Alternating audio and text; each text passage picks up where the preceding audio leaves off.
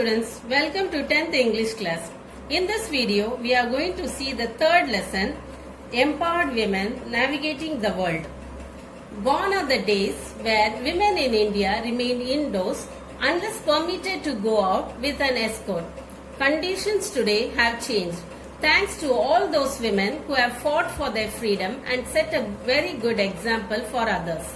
The real power of women, though realized earlier, is currently being projected to the world by the advancement of technology and media. பெண்கள் பாதுகாவலருடன் மட்டும் வீட்டை விட்டு வெளியே செல்ல அனுமதிக்கப்படுவார்களே தவிர மற்ற வேளைகளில் இந்திய பெண்கள் வீட்டிலேயே அடங்கி கிடந்திருக்கும் அந்த நாட்கள் சென்றுவிட்டன. சூழ்நிலைகள் இன்று மாறிவிட்டன. தங்களது சுதந்திரத்திற்காக போராடி மற்றவர்களுக்கு ஒரு நல்ல உதாரணம் அமைத்த அத்தனை பெண்களுக்கும் நன்றிகள். பெண்களின் உண்மையான அதிகாரம் முன்னரே உணரப்பட்ட போதிலும் தொழில்நுட்பம் மற்றும் ஊடகங்களின் வளர்ச்சியால் தற்போது உலகிற்கு வெளிக்காட்டப்பட்டு வருகின்றது.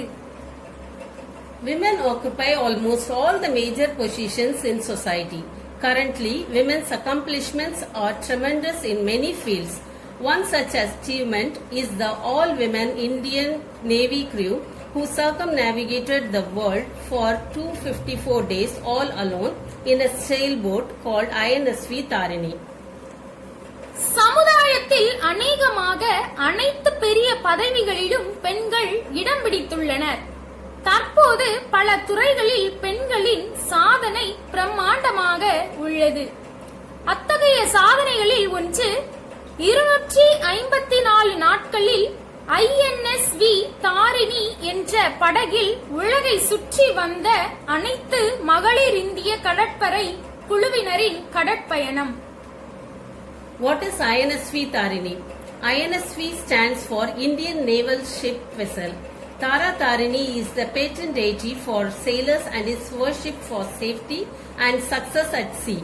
INSV Tarini is the second sailboat of the Indian Navy, the first being the INSV Mahadevi. It is a 55-foot sailing vessel built indigenously in India by Messrs. Aquarius Shipyard Private Limited, located in Goa. After undergoing extensive sea trials, she was commissioned to the Indian Navy service on 18th February 2017. INSV Tharini என்றால் என்ன? INSV என்பது இந்திய கடற்படை கப்பல். தாரா தாரிணி என்ற கடவுள் கப்பலோட்டிகளை காக்கும் தெய்வமாகவும் கடலில் பாதுகாப்பு மற்றும் வெற்றிக்காகவும் வழிபடப்படுகிறது. INSV தாரிணி இந்திய கடற்படையின் இரண்டாவது பாய்மர கப்பலாகும். முதலாவது INSV மகாதேவி. இது ஒரு 55 அடி நீளமுள்ள கோவாவில் உள்ள அக்வாயஸ் கப்பல் தளம் என்ற தனியார் நிறுவனத்தால் இந்திய உள்நாட்டு தொழில்நுட்பத்தால் கட்டப்பட்ட பாய்மர கப்பலாகும்.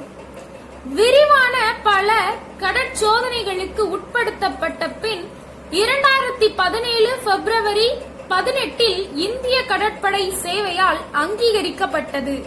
The boat was named after the famous Tara Tarini temple in Ganjam district of Odisha. The word Tarini means boat and in Sanskrit it means savior. INSV Tarini has advanced ray marine navigation suite and an array of satellite communication systems for perfect navigation anywhere in world. ஒடிசாவில் கஞ்சா மாவட்டத்தில் புகழ்பெற்ற தாரா தாரிணி கோவிலின் பெயர் இந்த பாய்மர கப்பலுக்கு சூட்டப்பட்டது. தாரிணி என்ற சொல்லுக்கு படகு என்று பொருள். சமஸ்கிருதத்தில் மீட்பர் என்று பொருள். INSV தாரிணி உலகின் எந்த இடத்திலும் மிக நேர்த்தியாக கப்பலோட்ட மேம்பட்ட ரேமரின் கப்பலோட்டும் தனியறையும் செயற்கைக்கோள் தகவல் தொடர்பு முறையின் அடுக்கு வரிசைகளையும் கொண்டுள்ளது. Navika Sagar Parikrama was a project undertaken in consonance with the national policy to empower women to attain their full potential. The project is considered essential towards promoting ocean sailing activities in the Navy while depicting Government of India's thrust for Nari Shakti, said Chief of the Naval Staff Admiral Sunil Lamba in his welcome speech. பெண்கள் தங்களது முழுமையான திறனை பெற்று வல்லமை பெறுவதற்காக தேசிய கொள்கையை தழுவி மேற்கொள்ளப்பட்ட திட்டம்தான் நாவிகா சாகர் பரிக்ரமா.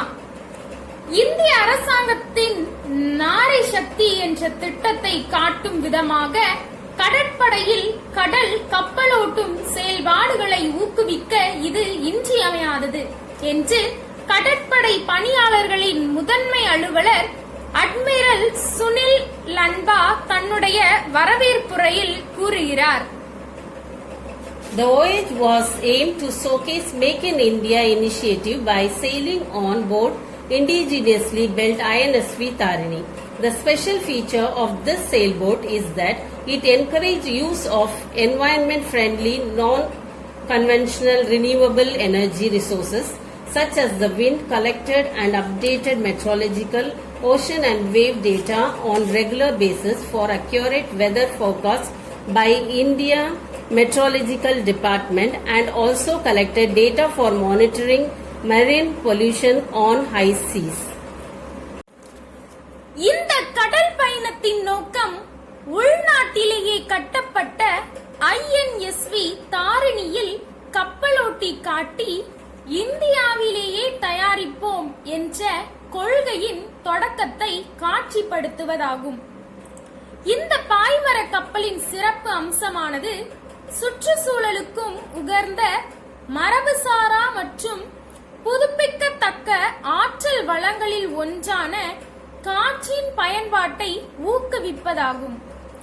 இந்திய வானிலை மையம் முன்னறிவிக்கும் வானிலை ஆய்வு, கடல் மற்றும் அலை பற்றிய விவரங்களை சேகரித்தல், தொகுத்தல் மற்றும் ஆழ்கடலில் பகுதியில் கடல் மாசுபாட்டை கண்காணித்து தகவல்களை சேகரிப்பது போன்ற பணிகளை இது செய்கிறது. Indian Navy's 6 women crew. Indian Navy's all-women crew was the first ever to circumnavigate the globe, skippered by Lieutenant Commander Vartika Joshi. The all-women team has also Lieutenant Commander Pradeep Jamwal, Lieutenant Commander Swati Patrapalli, Lieutenant Aishwarya Bodapati, Lieutenant S.H. Vijaya Devi and Lieutenant Payal Gupta as its crew members.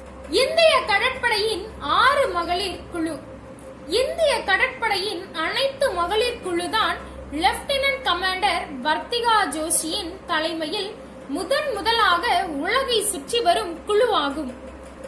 இந்த அனைத்து மகளிர் குழுவில் lieutenant commander Pradeep Jamwal, lieutenant commander Swathi Bhadrapalli, lieutenant Aishwarya Bodapati, lieutenant Vijaya Devi மற்றும் lieutenant பாயல் குப்தா அதன் உறுப்பினர்கள் ஆவார்கள். The crew started their voyage on 10 September 2017 from Goa, flagged off by the Defence Minister of India. It was a historic day which would be marked in navigation history and globally. இந்திய பாதுகாப்பு அமைச்சரால் கொடி அசைக்கப்பட்டு கோவாவில் இருந்து 2017 September 10 இந்த குழுவினர் தம் கடற்பயணத்தை துவங்கினர். கடல் பயண வரலாற்றில் உலக அளவிலும் குறிக்கப்பட வேண்டிய வரலாற்று முக்கியத்துவம் நிறைந்த நாள் இது.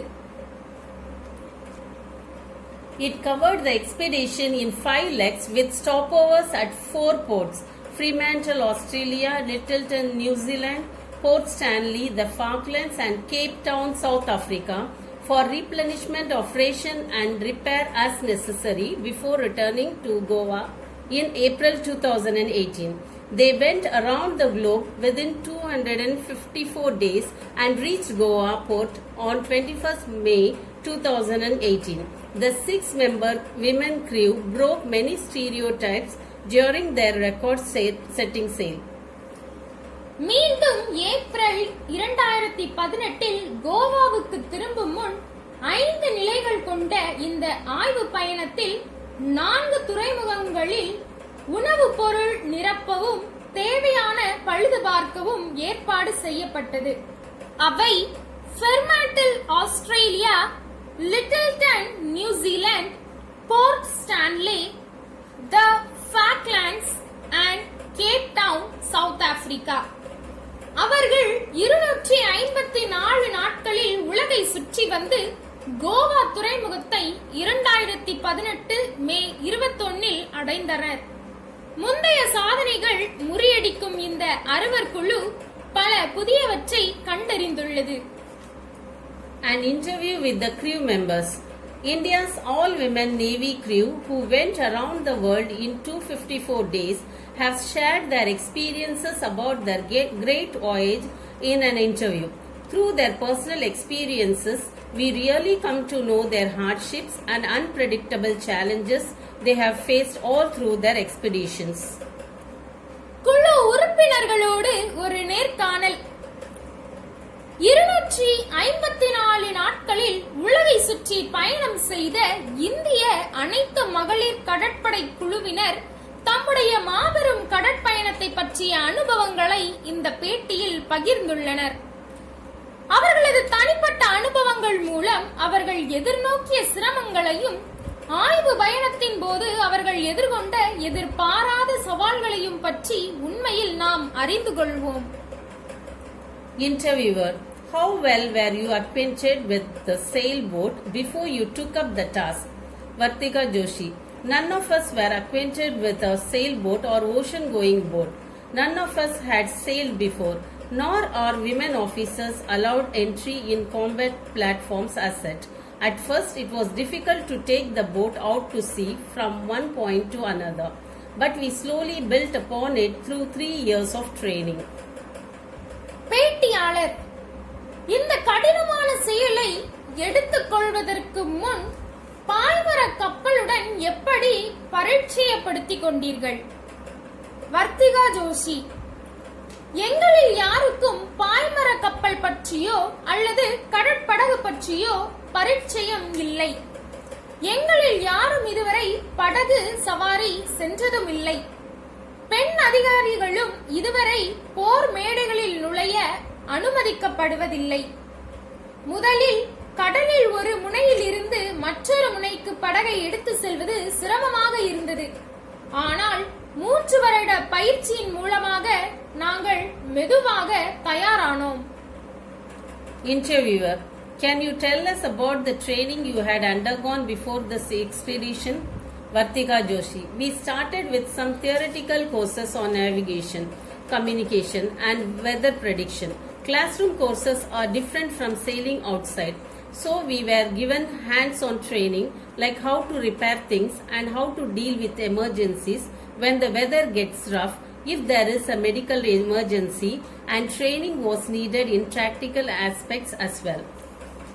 பேட்டியாளர்: இந்த ஆய்வு பயணத்திற்கு முன் நீங்கள் மேற்கொண்ட பயிற்சியை பற்றி எங்களிடம் சொல்ல முடியுமா? வர்த்திகா ஜோஷி: கப்பல் ஓட்டுவது, தகவல் தொடர்பு முறை மற்றும் காலநிலை முன்னறிவிப்பு பற்றி நாங்கள் புத்தக பாடங்களாக தொடங்கினோம். வகுப்பறை பாடங்களானது திறந்த கடலில் படகு ஓட்டுவதில் இருந்து வேறுபட்டது. ஆகையால் எங்களுக்கு நேரடி பயிற்சி தரப்பட்டது.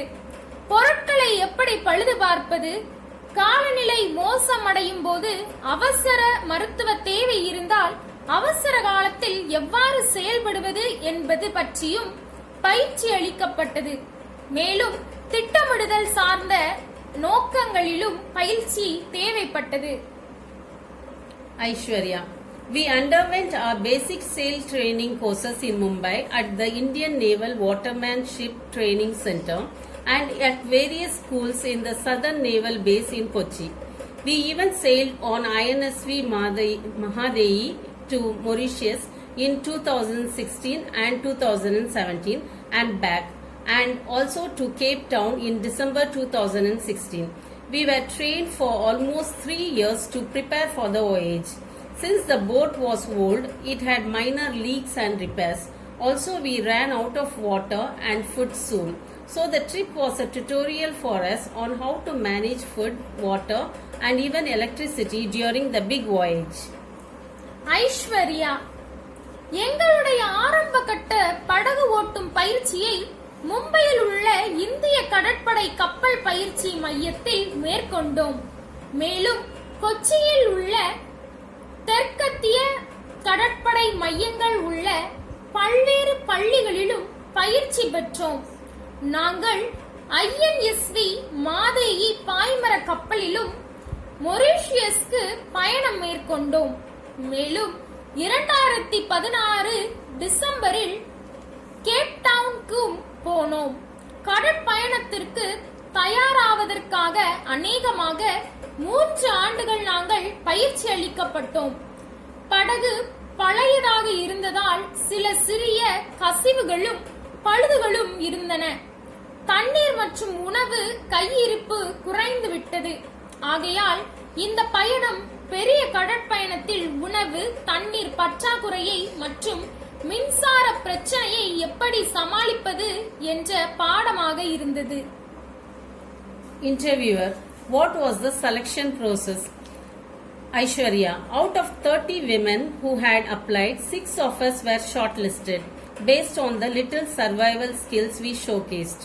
The crew was mentored by Commander Dilip Donde, but after I was told about the flare-ups at sea, I even had second thoughts about joining the team.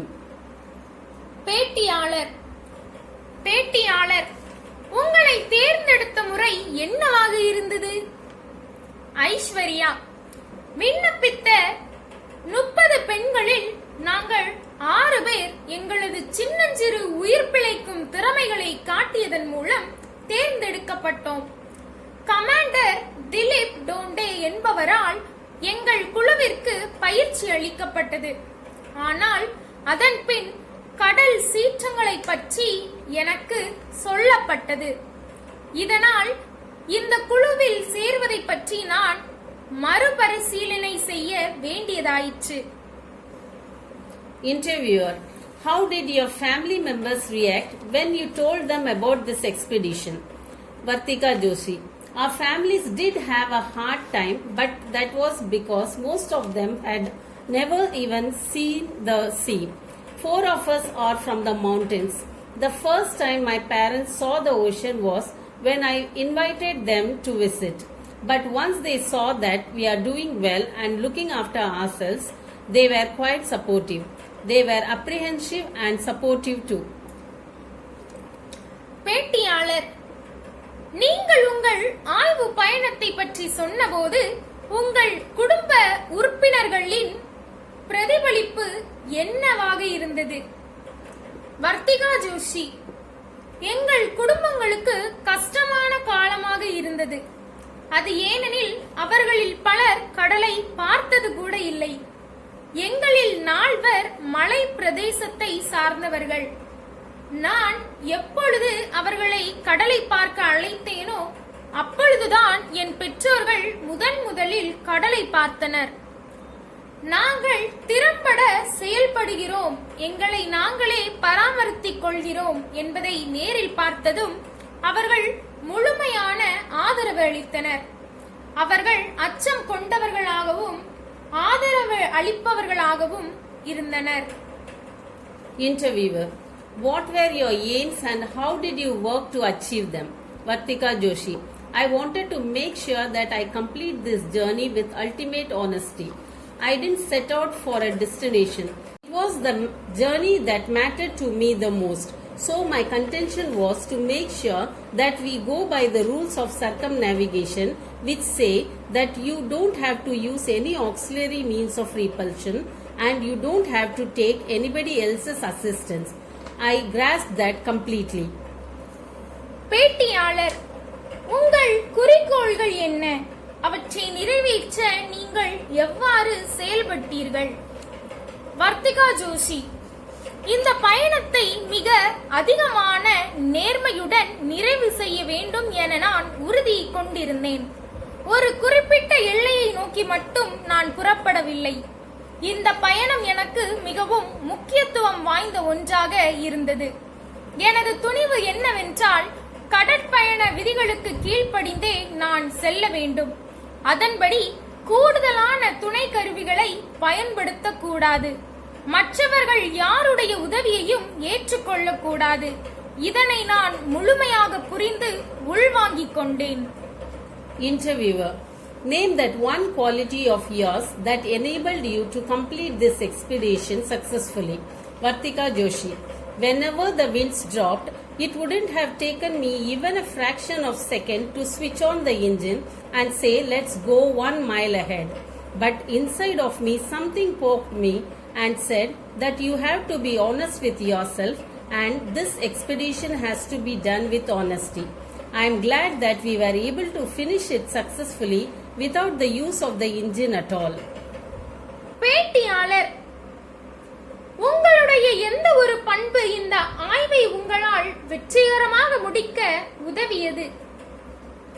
Vartika Joshi: காற்று வீசாமல் அடங்கி இருந்தபோது என்ஜினை முடக்கிவிடவும் நாம் ஒரு கல் தொலைவு முன்னேறி சென்று விடலாம் என நினைக்கவும் எனக்கு ஒரு கணநேரம் கூட ஆகாது. ஆனால் எனக்குள் ஏதோ ஒன்று என்னை குத்திக் கொண்டே இருந்தது. அது நீ நேர்மையாக இருக்க வேண்டும் என்பதே. இந்த ஆய்வு நேர்மையாக மட்டுமே நடத்தப்பட வேண்டும் என்ற எண்ணம்தான். என்ஜினை ஒருபோதும் பயன்படுத்தாமலே எங்களால் இதனை வெற்றிகரமாக முடிக்க முடிந்தது என்பது எனக்கு மகிழ்ச்சி அளிக்கிறது. Interviewer: As the head of the crew, how did you involve the team? Vartika Joshi: We have all sailed and trained the same amount, and everybody has their own way of dealing with situations. But that was a good thing because we could discuss different ways of solving a problem and choose the best one. In fact, I'd say it was easier for us to collaborate and work together. பேட்டியாளர்: குழுவின் தலைவியாக குழுவை நீங்கள் எவ்வாறு ஈடுபட செய்தீர்கள்? வர்த்திகா ஜோஷி: நாங்கள் அனைவரும் ஒரே அளவில் கப்பல் ஓட்டினோம், பயிற்சி அளிக்கப்பட்டோம். ஒவ்வொருவரும் தமக்கே உரிய வழியில் நிலைமையை சமாளித்திருக்கிறோம். ஆனால் இது ஒரு நல்ல விஷயம், ஏனெனில் ஒரு பிரச்சனையை தீர்ப்பதற்கு பல்வேறு வழிகளை நாங்கள் விவாதிக்க முடிந்தது. அவற்றில் மிக சிறந்ததை தெரிந்தெடுக்க முடிந்தது. உண்மையில் ஒன்று கூடி பணியாற்றவும் ஒத்துழைப்பு நல்கவும் இது சுலபமாக இருந்தது என்று சொல்லுவேன். Payal Gupta: When you are out at sea, teamwork is the most important in the middle of the crisis. Even during the storm, when 3 people would be out on watch, the other 3 would be inside, wouldn't be able to rest. Somebody would heat the water, the other person would heat the gloves because it was raining also. So team effort actually helped in navigating through the 20 hours long storm.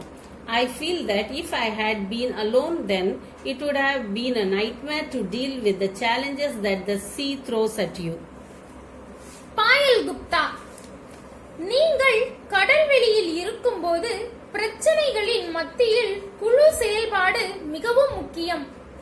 புயல்கள் ஏற்படும் போது 3 நபர்கள் அதை கவனித்துக் கொள்வோம்.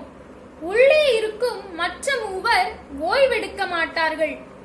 யாரேனும் ஒருவர் தண்ணீர் சுட வைப்பார்கள். மற்றவர் மழை பெய்த காரணத்தால் கையுறைகளை சூடுபடுத்துவார்கள். ஆகையால் புயல் வீசிய 20 மணி நேர காலத்தில் குழு முயற்சி உண்மையில் உதவியது. கடல் நம் மீது சுமத்தும் சவால்களை சமாளிக்க நான் மட்டுமே தனியே இருந்தால் இது ஒரு பகல் கனவாகவே அமையும் என்பதை நான் உணர்கின்றேன். Interviewer: Share your experience about the most challenging task while sailing. Vartika Joshi: The sea can get really tough when winds are picking up. Those are the times we have to be active and need to anticipate what could be there ahead. In the South Pacific, we encountered a storm where the seas were almost 9 to 10 meters high and the winds were picking up to 60 to 70 knots. which is about a hurricane force of wind on land. It is normal on sea where there is hardly any landmass to stop the wind.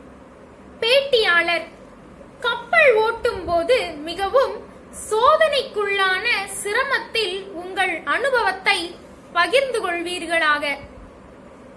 Vartika Joshi: காற்று அதிகமாக வீசும்போது கடல் மிகவும் கடினமானதாக தோன்றும். இந்த தருணத்தில் தான் நாங்கள் சுறுசுறுப்பாக செயல்பட வேண்டும். நமக்கு முன் என்ன இருக்கும் என்பதை முன்கூட்டி அறியவும் தேவைப்படும். தெற்கு பசிபிக் கடலில் கடல் 9 முதல் 10 மீட்டர் உயரத்தில் எழும்பிய போது காற்று 60 முதல் 70 நாட்டளவு வீசிய போது நாங்கள் அந்த புயலை எதிர்கொண்டோம். இது நிலப்பகுதிகளில் ஹரிக்கேன் புயல் காற்றின் வேகம் போன்றது. கடல் பரப்பில் இது சாதாரணமான வேகமே. ஆனால் இந்த வேகத்தை எந்த நிலப்பரப்பும் தடுப்பது கடினமே. It was also a blissful experience when something broke down, and after a lot of hard work and effort, we were able to fix it together. We will remember these incidents as well because it gave us the strength to move on, and if something went bad, we were able to overcome those challenges. ஏதேனும் ஒன்று பழுந்தடைந்த போது அதிகமாக கடும் உழைப்புடன் கடினமான முயற்சியுடன் அதனை ஒன்று சேர்க்க உரிய இடத்தில் பொருத்த நம்மால் இயன்றது நம்மை தரும் அனுபவமே ஆகும். இத்தகைய நிகழ்வுகளில் நாம் மேற்கொண்டு செல்வதற்கான ஆற்றல் பெறுவதை எங்களால் நினைவு கொள்ள முடிகிறது. ஏதேனும் ஒரு பொருள் சீர்கெட்டுவிட்டால் அத்தகைய சவால்களை வெல்வதற்கு எங்களால் முடிந்தது. Interviewer: How adventurous was your trip? Vartika Joshi: When we were crossing the Tasman Sea, we witnessed the brilliant southern lights from sea. It was rare to watch that in those months, that too from sea. We were absolutely awestruck as we were not expecting it to see the entire sky lit up in green light. There was bioluminescence, dolphins swimming in the wake of the boat like our neighbors, and a variety of sea creatures. We spotted a dead sperm whale once, and we thought it was an island from a distance. It was so huge. We are not specialists, so whenever we spotted something in the sea, we had to Google it to learn more about the species. பேட்டியாளர்: உங்கள் பயணம் எந்த அளவுக்கு தீர செயல் மிகுந்ததாக இருந்தது? வர்த்திகா ஜோஷி: நாங்கள் டாஸ்மன் கடலை கடந்து சென்றபோது கடலில் பிரகாசமான தெற்கு ஒளியை கண்டோம். அந்த மாதங்களில் கடலிலிருந்து அதை பார்ப்பது மிகவும் அரிது. நாங்கள் அதை எதிர்பாராததால் அது எங்களுக்கு முற்றிலும் வியப்பளித்தது. கடல் முழுவதும் பச்சை நிற ஒளியால் தோன்றியதை பார்க்க முடிந்தது. உயிரியல் ஒளி காட்சி அங்கு காணப்பட்டது. டால்பின்கள், பல்வேறு விதமான கடல் பிராணிகள் எங்களுடைய அண்டை வீட்டார் போல் படகை சுற்றி நீந்தி வந்தன. ஒருமுறை நாங்கள் இறந்த திமிங்கலத்தை கண்டோம். அது எந்த அளவுக்கு பெரியதாக இருந்ததெனில் தொலைவில் இருந்த ஒரு தீவாக அது இருக்கும் என்று நாங்கள் நினைத்தோம். நாங்கள் சிறப்பு அறிவு பெற்றவர்கள் இல்லை. எனவே ஏதாவது ஒன்றை கடலில் பார்த்தால் கூகுள் இணையம் மூலம் அந்த இனத்தை பற்றி அறிந்து கொள்வோம். Interviewer: How did your crew spend time deep in the sea? Swati: During circumnavigation, we picked up some hobbies and kept posting pictures of delicacies like golgappas and cakes. We also read books when the weather was pleasant and did some quilling and craft work. While team leader Joshi read comics and the Ramayana during her journey. I loved cooking as well, so I indulged in baking. I also liked crafting a lot, so I used to make lampshades. I love it when people appreciate the food that I cook. So I gave my crew members the best dishes that was possible on land with the limited resources that we had on the boat. பேட்டியாளர்: ஆழ்கடலில் உங்கள் குழுவினர் நேரத்தை எவ்வாறு பயன்படுத்தினர்? சுவாதி: உலகை சுற்றிய கடல் பயணத்தின் போது நாங்கள் சில பொழுதுபோக்குகளை எடுத்துக்கொண்டோம் மற்றும் சுவை மிகுந்த பானிபூரி கேக்குகளின் படங்களை ஒட்டி மகிழ்வோம். காலநிலை நன்றாக இருக்கும் போது புத்தகங்களை படிப்போம். சில கைத்தொழில் வேலைகளையும் செய்வோம். குழு தலைவர் ஜோஷி நகைச்சுவைகள் மற்றும் ராமாயணத்தை தன்னுடைய பயணத்தில் படிப்பார். நான் சமைப்பதை நேசித்ததால் கேக்குகள் செய்வேன். நான் கைத்தொழில் விரும்பினேன். விளக்குகளின் தலைக்கூடு செய்வேன். நான் சமைத்த உணவை மக்கள் பாராட்டுவதை விரும்பினேன். ஆகையால் நான் நிலப்பகுதியில் சமைப்பதை போல் படகில் குறைவான மூலாதாரங்களுடன் சுவை மிகுந்த உணவுப் பொருட்களை செய்து என் குழுவினருக்கு கொடுப்பேன். Vartika Joshi: 6 is a great number. We were always entertained. We watched movies, listened to music, and you won't believe some of the goodies the crew rustled up in our tiny pantry. Even while sailing in rough seas, we made parathas, baked cakes and breads, and even made halwa and rasgullas. We celebrated festivals at sea. When we think about it now on land, we remember the Diwali we spent at sea. We celebrated 3 birthdays, including the first birthday of the boat, also specific occasions like crossing the equator, the international date line and such. Vartika Joshi: 6 என்பது ஒரு பெரிய எண்ணிக்கைதான். நாங்கள் எப்பொழுதும் உற்சாகமாக இருந்தோம். திரைப்படங்களை பார்த்தோம், இசை கேட்டோம். சொன்னால் நம்ப மாட்டீர்கள், கடல் கொந்தளிக்கும் போது கூட எங்களது சிறிய சமையல் சரக்கரையில் எங்கள் குழுவினர் சுவையான உணவுகளை மிக விரைவாக தயாரித்து அளித்தார்கள். நாங்கள் புரோட்டா தயாரித்தோம், கேக் ரொட்டிகள் தயாரித்தோம். அத்துடன் அல்வா ரஸ்குல்லாவையும் கூட எங்களால் தயாரிக்க முடிந்தது. கடலில் செல்லும் போது நாங்கள் திருவிழாக்களையும் கொண்டாடினோம். இங்கு தரையில் இருந்து கொண்டு அதை நினைத்து பார்க்கும் போது நாங்கள் கடலில் தீபாவளி கொண்டாடியது நினைவுக்கு வருகிறது. படகின் பிறந்த நாளையும் சேர்த்து 3 பிறந்த நாள்களை கொண்டாடினோம். அத்துடன் குறிப்பிடத்தக்க நிகழ்வுகளாகிய புவி நடுக்கோட்டையும் சர்வதேச நாள்கோட்டையும் கடந்து சென்றதும் இதில் அடங்கும். Interviewer: What motivated you to fulfill the country's expectations? Swati: We knew that the entire country was watching us and praying for us, so we never wanted them to have a single day thinking that we are in trouble. We knew that it is going to happen, but the people out there did not know what kind of challenges we were facing. So, one of the motives that we kept in mind was that we did not want to frighten them. We decided that once the circumnavigation was over, we are going to show what we have actually gone through. பேட்டியாளர்: நாட்டின் எதிர்பார்ப்புகளை நிறைவு செய்ய உங்களுக்கு தூண்டுதலாக அமைந்தது எது? சுவாதி: நாடு முழுமையும் எங்களை கவனித்துக் கொண்டிருக்கிறது என்றும் எங்களுக்காக கடவுளிடம் வேண்டிக் கொண்டிருக்கிறது என்றும் நாங்கள் அறிந்திருந்தோம்.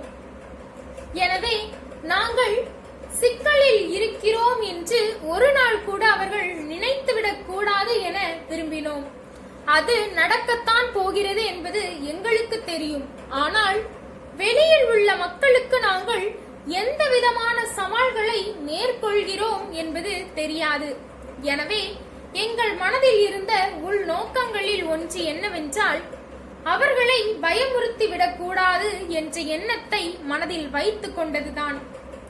இந்த உலகை சுற்றி வரும் கடற்பயணம் முடிந்து விட்டால் நாங்கள் உண்மையிலேயே என்னென்ன சிரமங்களை கடந்து வந்தோம் என்பதை அப்போது கூறிவிடலாம் என்று எங்களுக்குள் முடிவெடுத்துக் கொண்டோம்.